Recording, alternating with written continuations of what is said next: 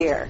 And good evening, everyone. I'm Ron Steele. And I'm Tara Thomas. Court wrapping up less than an hour ago. We are through day 2 in the sentencing of Shalom Rubashkin. He is the former manager of agri-processors in Postville, waiting to see how long his prison term will be after being convicted on a dozen of fraud charges after the May raid of 2008, the immigration raid, which at the time was the biggest ever in the country.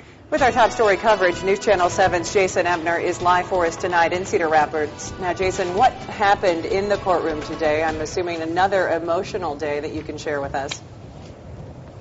Ron and Tara, things just wrapped up here, and this wasn't your normal sentence hearing.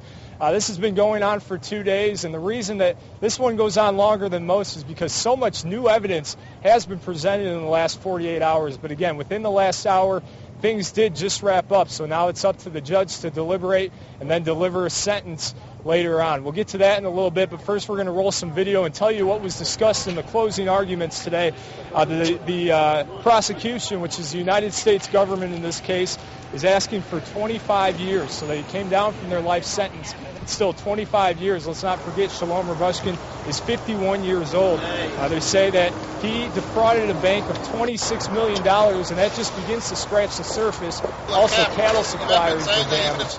And not to mention that Rubashkin had 75% of his staff as undocumented workers. Meanwhile, the defense is asking for just 6 years. They admit that Rubashkin did make mistakes, but echo that he has no criminal record, that these are nonviolent crimes, and that the way things shaped out were never intended by Rubashkin. Well, he's a 51-year-old man, and a 25-year sentence is essentially a life sentence. And a life sentence for a nonviolent, non-dangerous crime that was essentially borrowing more money than his father's company was entitled to borrow, we believe is not a sentence that's sufficient. Rubashkin did have a chance to speak to the court at the very end, and he offered his repentance, delivered some heartfelt words. And coming up tonight at 6 o'clock, we'll hear from his wife, Leah, who comments on today's proceedings.